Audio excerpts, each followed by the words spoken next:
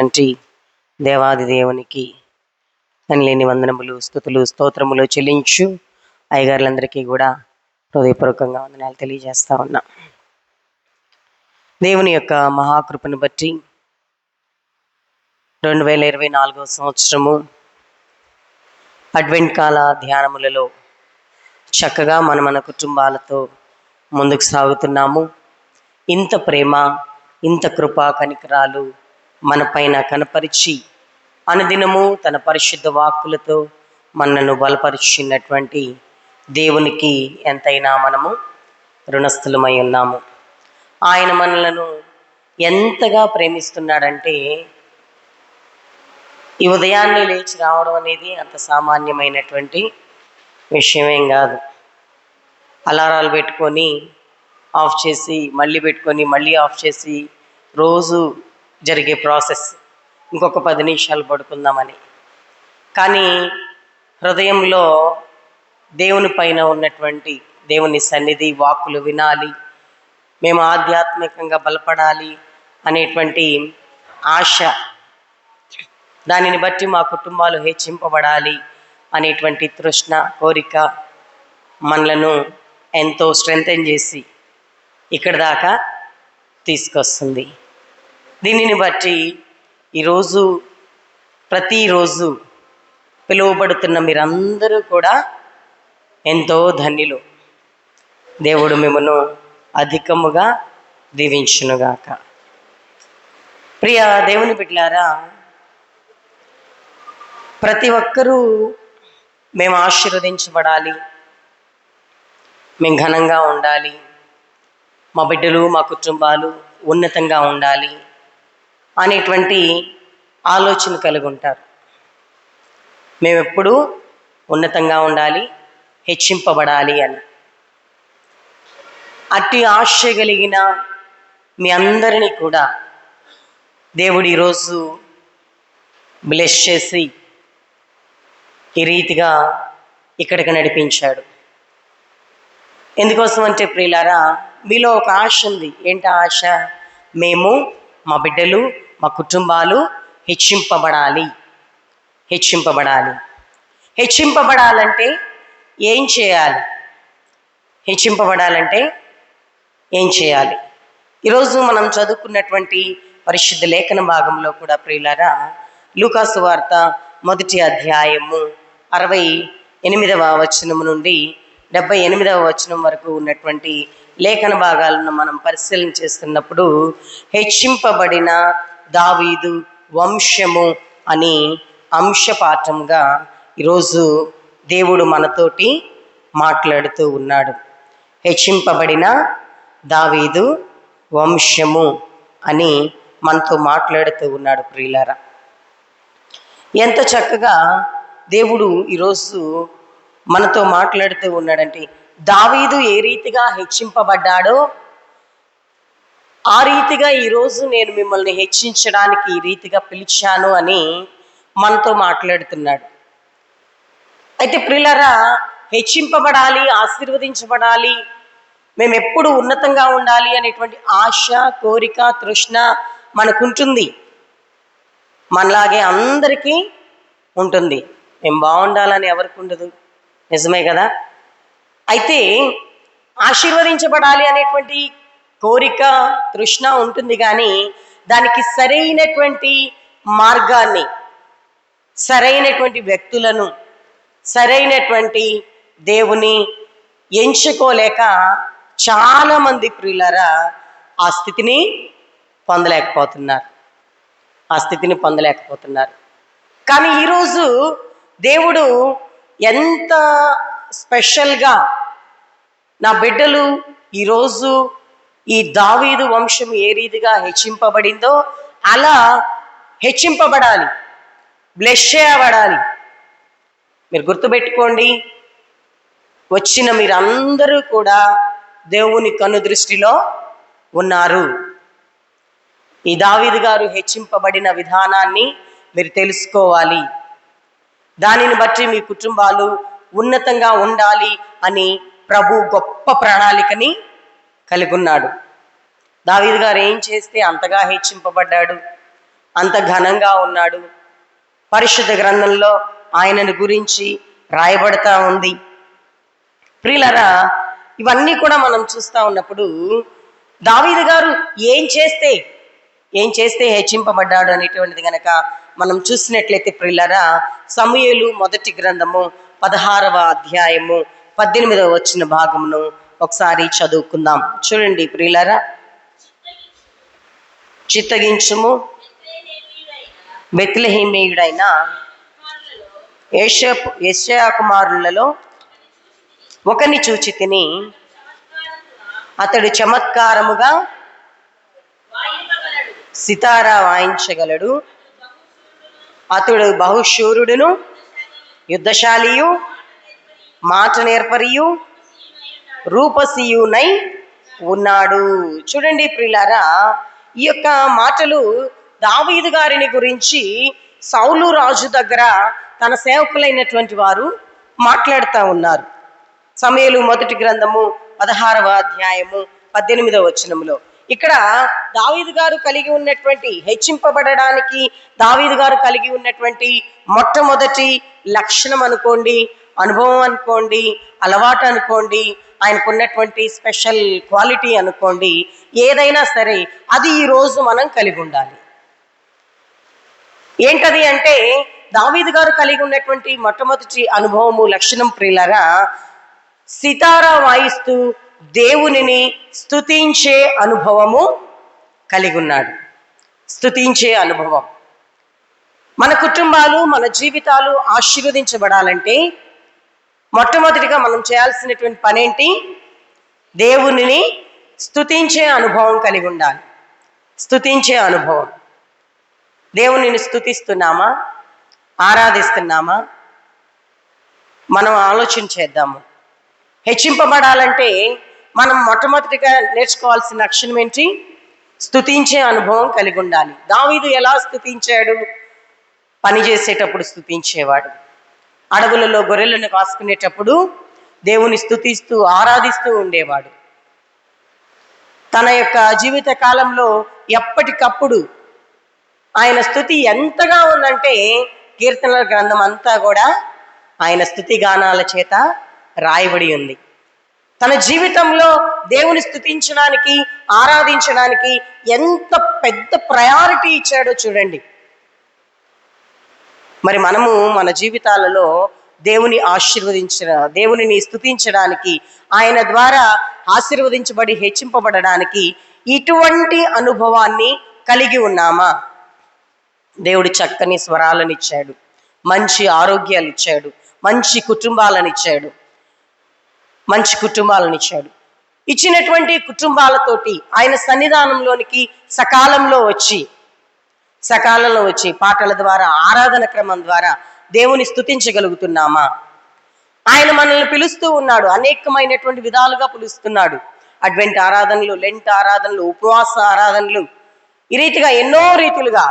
ఇవే కాదండి, ఆయన మనకి ఎంత సమీపంగా వస్తున్నాడంటే, ఉదయకాలమునను లేవంగానే మనం చేసే ఫస్ట్ పని ఏంటి? సెల్ ఫోన్ ఉంటే సెల్ ఫోను, టీవీ ఉంటే టీవీ. ఈ రోజుల్లో వెంటనే దేవుని పాటలు పెట్టుకొని మనం దేవుణ్ణి స్మరిస్తూ ఉంటున్నాం. అందరూ చేస్తున్నారా అంటే అది మీరే ఆలోచించుకోవాలి. మన కుటుంబాలు, జీవితాలు ఆశీర్వదించబడాలంటే, హెచ్చింపబడాలంటే, దేవుని యొక్క కృప కాపుదల నిరంతరము మనకి ఉండాలంటే, దావీదు ఆశీర్వాదము వలె మనో జీవితాలు కూడా ఆశీర్వాదాన్ని పొందుకొని హెచ్చింపబడాలంటే ఖచ్చితంగా మన జీవితాలలో స్తుతించే అనుభవము ఉండాలి. ఆయన సన్నిధానంలోనికి వచ్చి మన ప్రాణాత్మ శరీరాలను, దేవుని యొక్క మొట్టమొదటి ఆజ్ఞ కూడా అదే కదా. యేసయ్య ఆజ్ఞలన్నీ కుదించి 2 ఆజ్ఞలుగా చెప్తూ మొట్టమొదటి ఆజ్ఞ ఏమంటా ఉంటారు? నీ పూర్ణ మనస్సుతో, హృదయంతో, వివేకంతో ఆయన్ను ఆరాధించాలి, స్తుతించాలి. ఈ స్తుతించే అనుభవం ద్వారా మనము, మన కుటుంబాలు ఉన్నతంగా హెచ్చింపబడతాయి. కేవలము మనమేనా అంటే ఇక్కడ దావీదు గారి ద్వారా మాట్లాడుతూ అంటా ఉన్నాడు కదా. మొదటి అధ్యాయము లూకాసు వార్త 75వ వచనంలో 2వ భాగంలో చూస్తా ఉన్నప్పుడు, తన సేవకుడైన దావీదు వంశమునందు మన కొరకు రక్షణ శృంగమును, అనగా మన శత్రువుల నుండి మనల్ని ద్వేషించి వారందరి చేతి నుండి తప్పించి రక్షణ కలుగజేసెను. దావీదు వంశమును, దావీదు గారు కలిగి ఉన్నటువంటి స్తుతించే అనుభవాన్ని బట్టి, ఆయన ఆరాధించే అనుభవాన్ని బట్టి ప్రతి సమయంలో ఆరాధనల్లో, సన్నిధానంలో ప్రియులారా దావీదు గారు తనున్నటువంటి ప్రతి సమయంలోనూ దేవుని స్తుతించే అనుభవాన్ని కలిగి ఉన్నాడు. ఆ అనుభవాన్ని బట్టి తనను ఆశీర్వదించాడు, తన బిడ్డలను ఆశీర్వదించాడు, వారి యొక్క బిడ్డలను ఆశీర్వదించాడు, వంశమును ఆశీర్వదించాడు. ఆ ఆశీర్వాదం ఒక్కదానితో ఆగలేదండి. తరతరాలు అది ఎక్కడి దాకా వెళ్ళిందంటే శాశ్వత నిబంధన దావీదు గారితో దేవుడు చేశాడు. ఈరోజు మనము, మన బిడ్డలు తరతరాల ఆశీర్వాదాలు మనం పొందుకోవడానికి, మనతో నిబంధన చేయడానికి దేవుడు మాట్లాడుతున్నాడు. ఆ అనుభవము, ఆ నిబంధన, ఆ ఆశీర్వాదము మనకు కావాలంటే మనం ఖచ్చితంగా దేవుని స్తుతించే అనుభవంలోనికి రావాలి. దేవుని స్తుతించడం అంటే లేచి గబగబా బైబిల్ తీసుకొని ఆయన సన్నిధానానికి వచ్చి 2 మాటలు చెప్తే వినేసి వెళ్ళిపోవడం కాదండి. ఆ మాటలని మీ హృదయాంతరాలలో ఇమడింపు చేసుకోండి. పాటలను దేవుని సన్నిధిలో కీర్తనలు పాడుతూ ఉన్నప్పుడు ఆ పాటల ద్వారా మనము మైమర్చిపోయేంతగా దావీదు గారు ఎంతగా దేవుని స్తుతించాడంటే ప్రియులారా, ఆయనను ధ్యానిస్తూ గంతులు వేస్తూ స్తుతిస్తూ ఆరాధిస్తూ రోడ్లు, ఆ యొక్క నగరులలో కూడా ఉప్పొంగిపోయేవాడు, మైమరిచిపోయేవాడు, తనను తాను నాట్యమాడేంతగా. ఏంటండి ఇప్పుడు మేము నాట్యమాడాలా చర్చిలో అంటే? ప్రియులారా, దేవుని మాటలతో అంతగా మనల్ని మనము నింపుకోవాలి. దేవుని స్తుతి గానాలతో అంతగా మనల్ని మనం నింపుకోవాలి. అప్పుడు ప్రియులారా మన హృదయము దేవుని హృదయము మనతో పెనవేసుకుంటుంది. మనం చేయాల్సిన పనులు, మనం నడవాల్సిన విధానము, మనం కలిగి ఉండాల్సినటువంటి తీరు సమస్తము కూడా ఆయన క్షణము నా బిడ్డ ఇది చెయ్యి అని మన వెన్నంటే ఉండి ఆయన నడిపిస్తాడు. ఆ అనుభవంలోనికి మనం రావాలంటే మన జీవితాలలో ఖచ్చితంగా దేవుని స్తుతించే అనుభవం కలిగి ఉండాలి. రెండవది ప్రియులారా, దావీదు గారు కలిగి ఉన్నటువంటి మరొక లక్షణం మనం చూస్తా ఉన్నప్పుడు, దేవుని ఘనత కొరకు రోషము గలవాడిగా ఉంటూ ఉన్నాడు. దావీదు గారి వంశము ఆశీర్వదించబడడానికి మరొకటి ఏంటంటే ప్రియులారా, దేవుని ఘనత కొరకు, దేవుని నామము హెచ్చింపబడడానికి, దేవుని నామము ఘనంగా ఉండడానికి రోషము కలిగినటువంటి వాడుగా ఉంటూ ఉన్నాడు. సమూయేలు మొదటి గ్రంథము 17వ అధ్యాయము 26వ వచనములో మనం చూస్తూ ఉన్నప్పుడు ప్రియులారా చూడండి, అక్కడ అంటా ఉన్నాడు, చదువు తల్లి.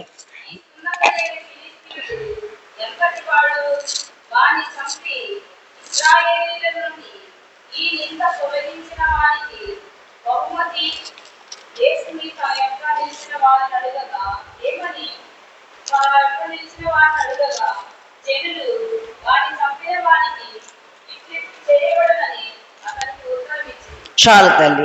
ఇక్కడ ఏమంటా ఉన్నారంటే ప్రియులారా, యుద్ధం జరుగుతూ ఉంది ఫిలిష్తీయులకు ఇశ్రాయేలీలకు.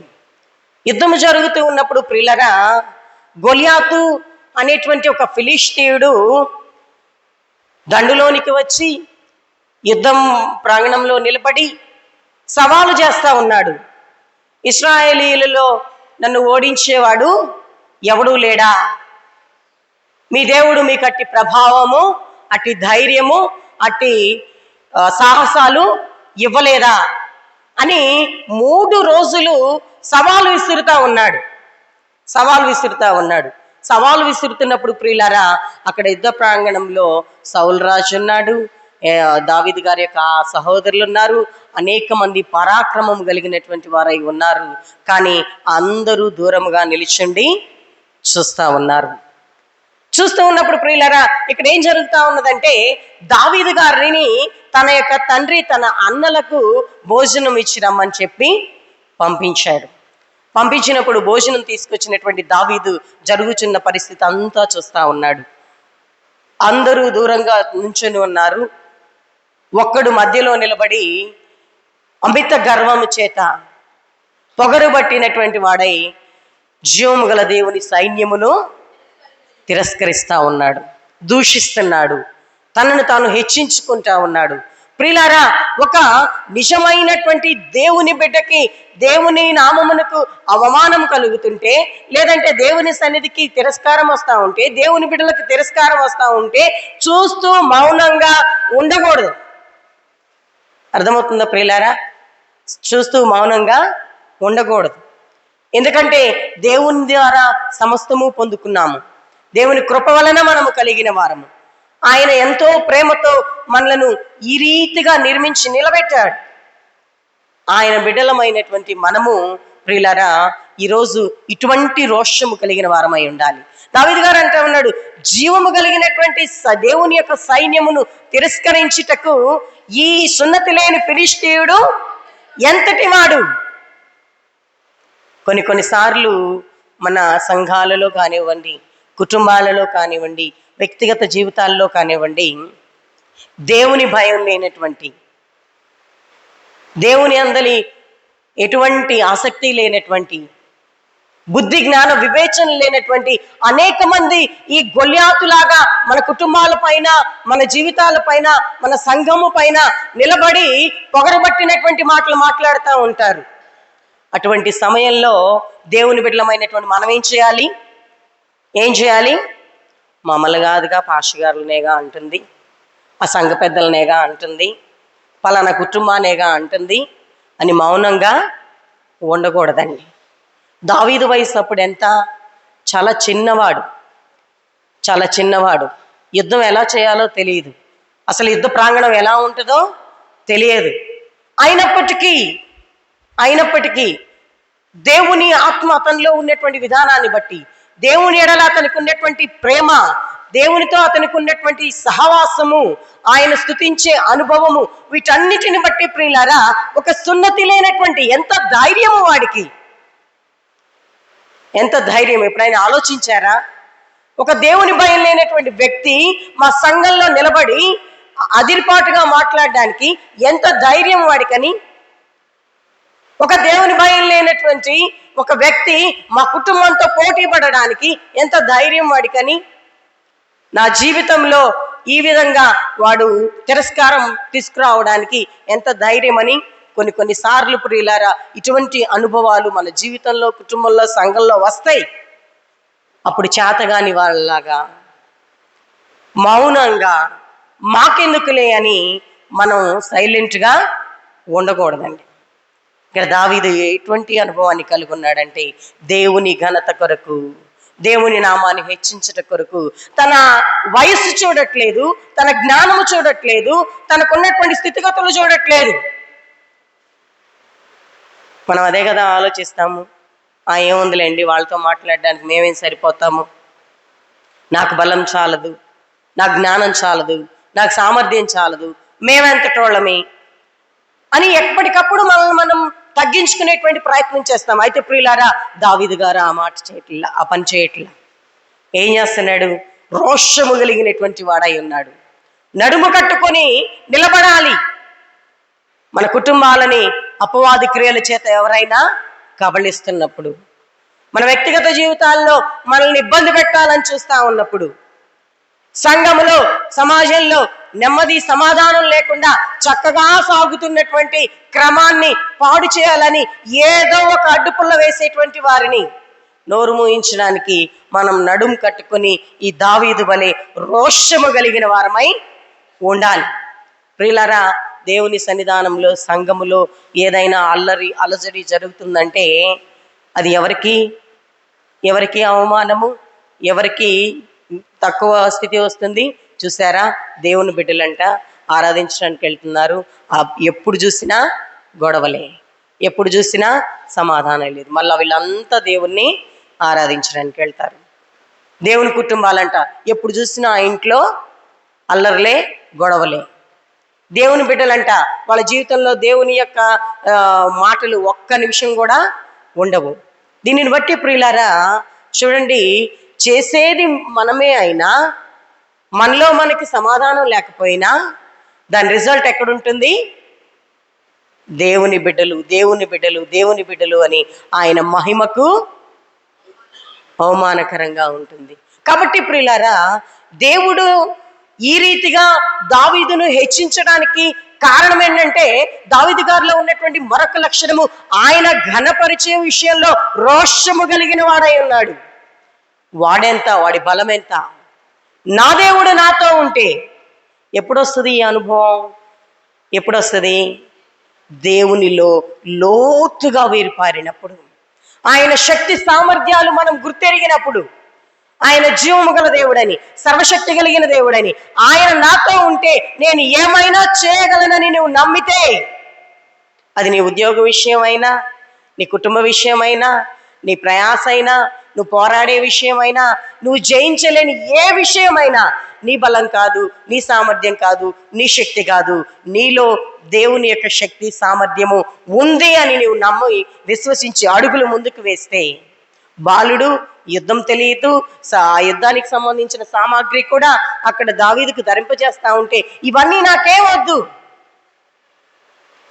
ఏంటా నమ్మకం, ఏంటా ధైర్యం, ఏంటా రోషం? ఎక్కడి నుంచి అంటే ఆయనలో ఎవరున్నారు? దేవుడు ఉన్నాడు, దేవుని ఆత్మ ఉంది. అందుకే ప్రియులారా దావీదు గారు ఏం చేస్తా ఉన్నాడు? అన్నీ తీసివేసి దేవుడిచ్చిన జ్ఞానంతో 5 రాళ్ళు ఏటిలోనికి వెళ్ళి 5 రాళ్ళు గులకరాళ్ళు వేరుకొచ్చాడు. ఒకే ఒక్క రాయి గురి చూసి కొచ్చాడు. దేవునితో ఉంటే నీకు ఇటువంటి జ్ఞానం వస్తుంది. నీ ముందున్నటువంటిది ఎంత బలమైనదైనా, ఎటువంటిదైనా, నువ్వు జయించలేనిదైనా, దేవుణ్ణి నీలో లోతుగా వేరుపారించుకున్నప్పుడు, ఆయన మాటలలో నీవు నిలబడినప్పుడు ఇటువంటి ధైర్యము నీలోనికి వస్తుంది. దావీదు గారు హెచ్చింపబడడానికి ప్రియులారా ఆయన ఘనత కొరకు రోషము కలిగినటువంటి వాడై నిలబడినటువంటి అనుభవాన్ని మనం ఇక్కడ చూస్తా ఉన్నాము. అంతేకాదండి, ఇంకా దావీదు గారు హెచ్చింపబడడానికి ఆయనలో ఉన్నటువంటి మరొక లక్షణాన్ని మనం చూస్తా ఉన్నప్పుడు చూడండి, సమూయేలు మొదటి గ్రంథము 24వ అధ్యాయము 6వ వచన భాగమును మనం చూస్తా ఉన్నప్పుడు చదవండి ప్రియులారా. ఇతడు యెహోవా చేత అభిషేకము నొందినవాడు గనుక యెహోవా చేత అభిషిక్తుడైన నా ప్రభువునకు నేను ఈ కార్యము చేయను, యెహోవాను బట్టి అతన్ని నేను చంపను అని తన జనులతో చెప్పెను. చూడండి ప్రియులారా, దేవుని మాట అంటే వాక్యము, దేవుని మాట, ఆయన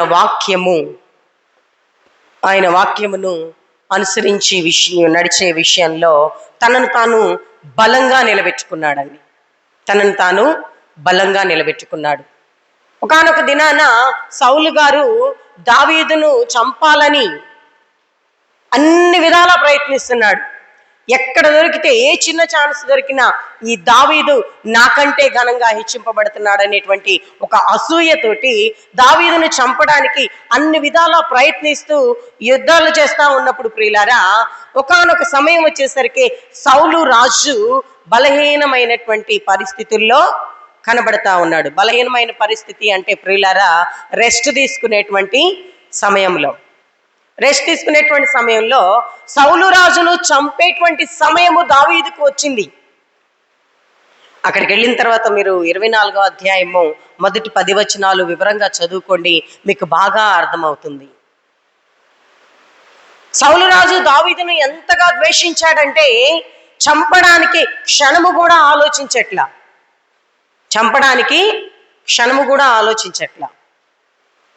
సౌలులో ఉన్నటువంటి దురాత్మ పోవడానికి దావీదు గారే కారణం. సౌలు రాజు గారికి బలము చేకూరడానికి దావీదు రాజు గారే కారణం.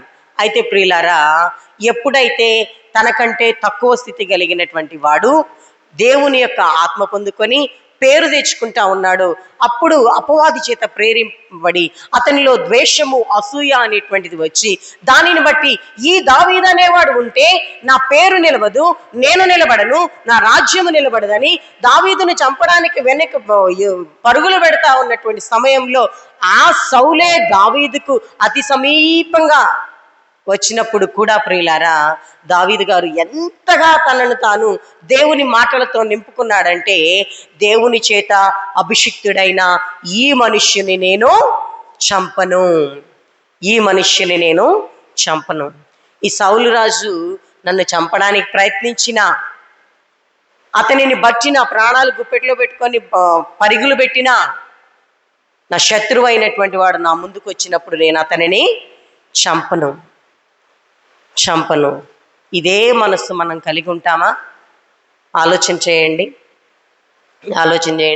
మన శత్రువులు అయినటువంటి వారు మనకు బలహీనమైన సమయంలో దొరికారనుకోండి, ఏదైనా సమయంలో దొరికారా అని చెప్పి వాళ్ళని ఏదో ఒకటి చేయాలని ప్రయత్నం చేస్తాం, ఏదో ఒక మాటలు అంటాం, ఏదో ఒకటి దూషించేటువంటి వారంగా ఉంటాం. కానీ ప్రియులారా, దేవుని యొక్క ఉద్దేశం ఏంటంటే నీ శత్రువును ప్రేమించాలి. ప్రేమించమన్నాడా, ద్వేషించమన్నాడా? మరొకసారి చెప్పండి. శత్రువును ప్రేమించమన్నాడా, ద్వేషించమన్నాడా? మరి మనం అది చేస్తున్నామా? ఆలోచన చేయండి. దావీదు రాజు గారు హెచ్చింపబడడానికి అతనిలో ఉన్నటువంటి లక్షణాలు చూడండి. శత్రువు అతనికి సమీపంగా వచ్చి అతన్ని వేరుతో సహా కొట్టివేసేటువంటి సమయం వచ్చినా, దేవుని చేత అభిషేకం పొందిన ఇతనిని నేను చంపను. అది నా దేవునికి ఇష్టమైనటువంటి పని కాదు. దీనిని బట్టి నా దేవుడు సంతోషించడు. దేవుని మాట నెరవేర్చే విషయంలో తనను తాను ఎంత బలంగా నిలబెట్టుకున్నాడో చూడండి ప్రియులారా. ఈరోజు మన జీవితాలు, మన కుటుంబాలు కూడా ఆశీర్వదించబడాలంటే శత్రువు మనకు సమీపంగా వచ్చినా, మన శత్రువులు మనతో ఉన్నా వారిని ద్వేషించడం కానీ, వారిని ఇబ్బంది పెట్టడం కానీ, లేదంటే ప్రియులారా వారిని నాశనం అవ్వాలని మనం కోరుకోవడం కానీ, ఇటువంటి లక్షణాలు కానీ, ఇటువంటి ఆలోచనలు కానీ ఏవి మనము చేయకూడదు. దావీదు గారి ద్వారా ఇది మనం నేర్చుకోవాలి. శత్రువైనటువంటి వాడు ఎవరైనా సరే నీలో దేవుని ప్రేమ ఉంటే, నీలో దేవుని లక్షణం ఉంటే, దేవుని ద్వారా నీవు హెచ్చింపబడాలి, ఆశీర్వదించబడాలనేటువంటి ఉద్దేశము నీవు కలిగి ఉంటే ప్రియులారా, దావీదు రాజు వలె ఆయన మాట నెరవేర్చే విషయంలో, ఆయన వాక్యానుసారంగా నిలబడే విషయంలో ఇంత పట్టుదల కలిగి మనం ఉంటే ప్రియులారా, దావీదు ఏ రీతిగా హెచ్చింపబడ్డాడో ఆ రీతిగా మనము కూడా హెచ్చింపబడతాము. ఇదే కాదండి, ఇంకా మనం చూస్తూ ఉన్నప్పుడు ప్రియులారా, దేవుని ద్వారా హెచ్చింపబడడానికి దావీదు గారు కలిగి ఉన్నటువంటి మరొక లక్షణాన్ని మనం చూస్తూ ఉన్నప్పుడు, దేవుని పని విషయంలో బహు ఆసక్తి కలిగినటువంటి వాడుగా ఉంటూ ఉన్నాడు. దేవుని పని విషయంలో బహు ఆసక్తి కలిగినటువంటి వాడుగా దావీదు గారు హెచ్చింపబడడానికి, ఆశీర్వదించబడడానికి, తరతరాల వంశాలు దీవించబడి దావీదుతో శాశ్వత నిబంధన దేవుడు చేయడానికి దావీదు కలిగి ఉన్నటువంటి లక్షణాలు ఈరోజు మనం ధ్యానిస్తున్నాము. అందులో మొట్టమొదటి లక్షణం ఏంటి? స్తుతించే అనుభవాన్ని కలిగి ఉన్నాడు. రెండవది, దేవుని ఘనత కొరకు రోషము కలిగినటువంటి వాడుగా ఉన్నాడు. మూడవది, ఆయన మాట నెరవేర్చే విషయంలో బలంగా నిలబడతా ఉన్నాడు. నాలుగవది ప్రియులారా, దేవుని విషయంలో, దేవుని పని విషయంలో బహు ఆసక్తి కలిగినటువంటి వాడై ఉంటూ ఉన్నాడు. దేవుని పని విషయంలో ప్రియులారా, 2వ సమూయేలు గ్రంథము 7వ అధ్యాయము 1-2 వచనాలను మనం చూస్తా ఉన్నప్పుడు చూడండి ప్రియులారా, అక్కడ లేఖన భాగం చేస్తుంది, యెహోవా నలుదిక్కులా అతని శత్రువుల మీద అతనికి విజయం ఇచ్చి అతనికి నెమ్మది కలుగు చేసిన తర్వాత రాజు తన నగరి యందు కాపురముండి నాతాను ప్రవక్తను పిలువనంపించి, నేను దేవదారు మ్రానుతో కట్టిన నగరి యందు వాసము చేయుచు ఉండగా దేవుని మందసము డేరాలో నిలిచి ఉన్నది. చూడండి ప్రియులారా, దావీదు రాజు గారిని దేవుడు ఆశీర్వదించి అతనిలో ఉన్నటువంటి ఆ స్తుతించే అనుభవం, రోషము కలిగిన అనుభవం, మాట కొరకు బలంగా నిలబడే అనుభవము, వీటన్నిటిని బట్టి ఆ నలుదిశలా దావీదుకు నెమ్మది కలుగు చేశాడు. నెమ్మది కలుగు చేసి ఆశీర్వదించి హెచ్చించి దేవదారు మ్రాణులతో కట్టినటువంటి నగరులలో దావీదును నివసింపజేస్తా ఉన్నాడు.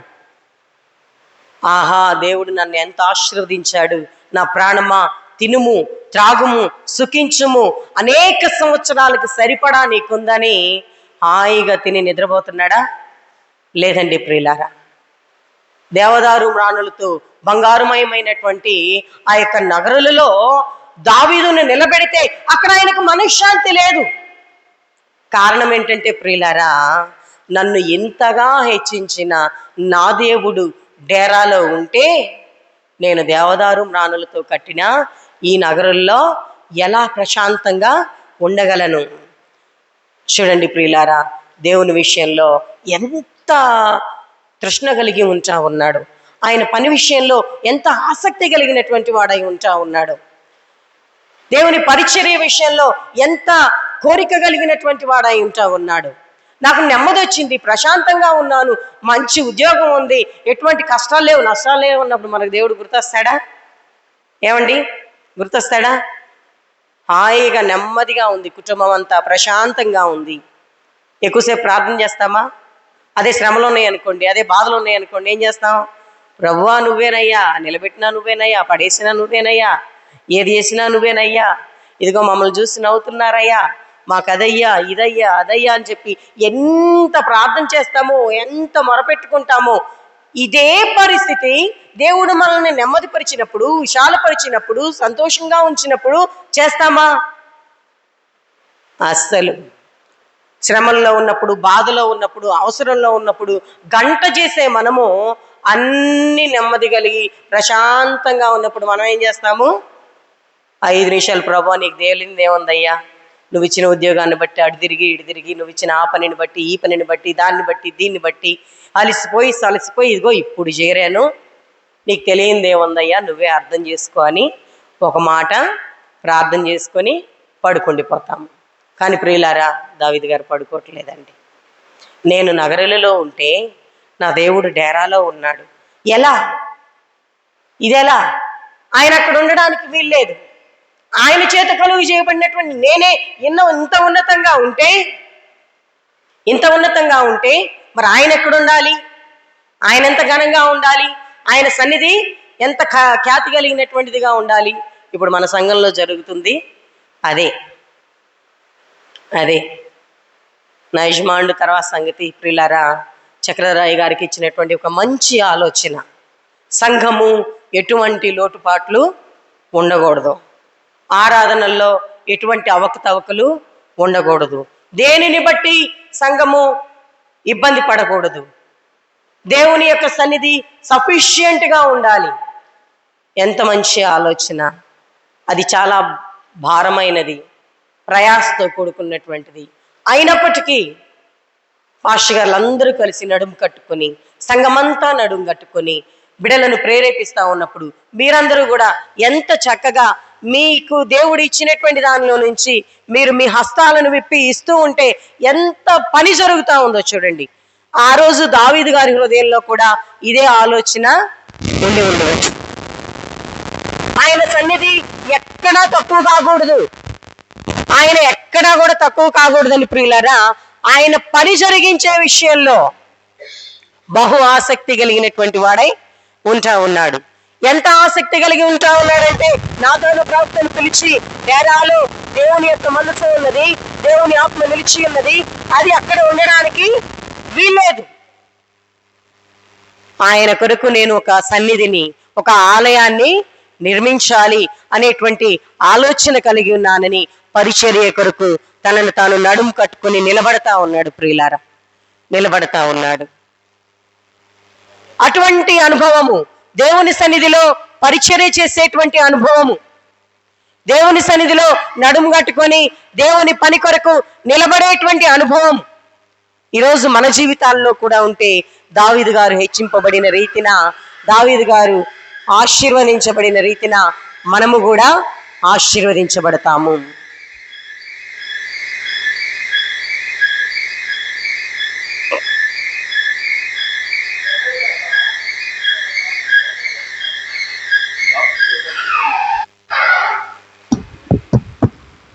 అలాగే ప్రియులారా, దేవుడు గద్దింపగా లోబడేటువంటి స్వభావము దావీదు గారిలో ఉన్నటువంటి మరొక లక్షణము ప్రియులారా. ఇది చెప్పుకొని ముగించుకుందాము. దేవుడు గద్దింపగా లోబడేటువంటి స్వభావాన్ని దావీదు గారు కలిగి ఉన్నటువంటి విధానాన్ని మనం ఇక్కడ చూస్తా ఉన్నాము. ప్రతి వ్యక్తి జీవితంలో ఏదో ఒక చిన్న బలహీనత అనేటువంటిది ఉంటుంది.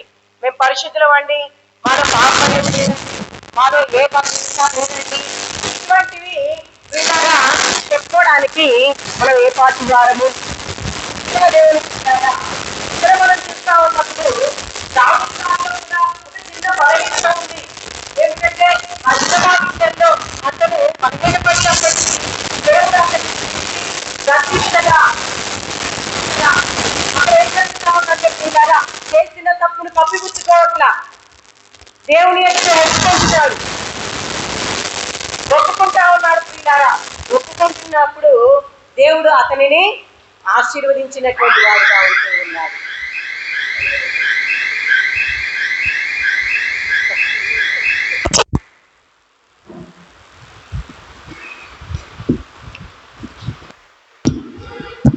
ఆరైంది, ఇంకేం చెబుతావు, ఆపేసేయని ప్రభు ఇండికేషన్ ఇస్తా ఉన్నట్టున్నాడు. ప్రియులరా, దేవుని పని విషయంలో ఎంత ఆసక్తి కలిగి ఉన్నాడు. తన వ్యక్తిగత విషయంలో కూడా దేవుని ఎదుట తనను తాను తగ్గించుకోవడానికి, ఒప్పుకోవడానికి అదే పరిస్థితిని కలిగి ఉన్నాడు. బత్షెబా విషయంలో జరిగినటువంటి ఆ బలహీనమైనటువంటి కార్యాన్ని బట్టి దేవుడు గద్దిస్తా ఉన్నప్పుడు, రాజు కదా నాతాను ప్రవక్త వచ్చి నువ్వు ఈ పాపము చేశావు అని గద్దించినప్పుడు ప్రవక్తని నువ్వెవరివి నాకు చెప్పడానికని ఎదురు మాట్లాడలా, ప్రవక్తని ఇబ్బంది పెట్టలా, లేదంటే ఆ పని బయటికి రాకుండా ఉండడం కోసం రాజుగారు ఏదైనా చేయొచ్చు. ఊరియాని చంపించిన రీతిన, అక్కడ ఉన్నటువంటి సాక్ష్యాలను తారుమారు చేసిన రీతిన ఏదో ఒకటి చేయొచ్చు. కానీ దేవుని గద్దింపునకు తనను తాను అప్పగించుకున్నాడు. మన వ్యక్తిగత జీవితాల్లో కూడా ప్రియులారా, వాక్యాల ద్వారా, సేవకుల ద్వారా, ఇతరుల ద్వారా, కుటుంబీకుల ద్వారా మనలో ఉన్నటువంటి బలహీనతలు తీసివేసుకోమని దేవుడు మాట్లాడుతూ ఉన్నప్పుడు, ఆ దేవుని మాటలకు మనల్ని మనం అప్పగించుకొని, ప్రభువా నిజమే నాలో ఈ బలహీనత ఉంది, ఈ తప్పు చేశాను, ఈ కార్యం చేశానని దానిని ఒప్పుకొని ఇకెన్నడూ దాని వైపు చూడకూడదు. ఇకెన్నడూ దాని వైపు చూడకూడదు. దావీదు గారు అదే చేశారండి. ఆ ఒక్క మైనసే ఉంది, కానీ ఎప్పుడైతే నీలో ఈ మైనస్ ఉందని దేవుడు అతనికి జ్ఞాపకము చేశాడో ప్రియులారా, వెంటనే తనను తాను తగ్గించుకొని ఆ లోపాన్ని దేవుని ఎదుట ఒప్పుకొని ఇకెన్నడూ అటువంటి కార్యము జరిగించలేదు. దేవుని కొరకు బలంగా నిలబడ్డాడు. పూర్తిగా తనను తాను అప్పగించేసుకున్నాడు. ఇంతగా దేవుని కొరకు నిలబడితే దేవుడు హెచ్చించకుండా ఉంటాడా అండి? ఆశీర్వదించకుండా ఉంటాడా? ఒకసారి చూడండి, ఎన్ని కార్యాలు దావీదు దేవుని విషయంలో కలిగి ఉన్నాడు. దావీదు రాజు యొక్క వంశం ఆశీర్వదించబడడానికి, అతని యొక్క తరతరాలు దీవించబడడానికి, అతని ద్వారా లోక రక్షకుడు భూమి మీదకి రావడానికి అతనికి ఉన్నటువంటి లక్షణాలు చూడండి ప్రియులారా. ఒకటి, స్తుతించే అనుభవాన్ని కలిగి ఉన్నాడు. 2, రోషము కలిగినటువంటి వాడుగా ఉన్నాడు. 3వది ప్రియులారా, వాక్యమును అనుసరించేటువంటి విషయంలో బలంగా నిలబడ్డాడు. 4వది ప్రియులారా, ఆయన పని విషయంలో ఆసక్తి కలిగినటువంటి వాడై ఉన్నాడు. ఆయన గద్దించగా లోబడి పూర్తిగా తనను తాను దేవునికి అప్పగించుకున్నటువంటి వాడుగా ఉన్నాడు. మరి ఈరోజు దావీదు గారి ద్వారా దేవుడు మనతో మాట్లాడుతున్నాడు. నీకు హెచ్చింపబడాలనుందా? ఆశీర్వదించబడాలనుందా? ప్రతి ఒక్కరి జీవితంలోనూ ఇటువంటి అనుభవాలు ఉంటాయి. స్తుతించే అనుభవంలోనికి మనం రావాలి, రోషం కలిగిన అనుభవంలోనికి మనం రావాలి. ఆయన మాట కొరకు నిలబడే విషయంలో బలంగా నిలబడాలి. ఆయన పని జరిగించే విషయంలో, పరిచర్య విషయంలో, అది ఏ పనైనా, ఊడ్చే పనైనా, కట్టే పనైనా, నిలబడే పనైనా, ఇచ్చే పనైనా, ఏదైనా సరే నువ్వు ఆసక్తిగా నిలబడేటువంటి వానివిగా ఉండాలి. అట్ ది సేమ్ టైం వ్యక్తిగతంగా నీలో ఉన్నటువంటి ఆ బలహీనతలను తీసివేసుకొని ప్రభువుకు సమీపంగా పూర్తిగా ఆయనకు అప్పు చెప్పుకోవాలి. ఇంతగా దేవుని కొరకు నిలబడినప్పుడు ఇతని యొక్క విశ్వాసాన్ని చూసి, ఇతని యొక్క ఈ దావీదు గారి యొక్క మంచి లక్షణాలను చూసి దేవుడే మురిసిపోతా ఉన్నాడు.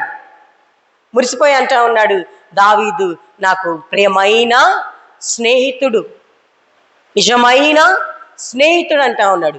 స్నేహితుడని ప్రియులారా కేవలము అతని చూసి మురిసిపోవడమే కాదు, అతని వంశములోనే మానవ రూపం దాల్చి ఇతని కుటుంబం ద్వారానే నా యొక్క ప్రణాళికని నెరవేర్చుకోవాలని ప్రియులారా లోకరక్షకుణ్ణి దావీదు వంశం ద్వారా తీసుకొస్తా ఉన్నాడు.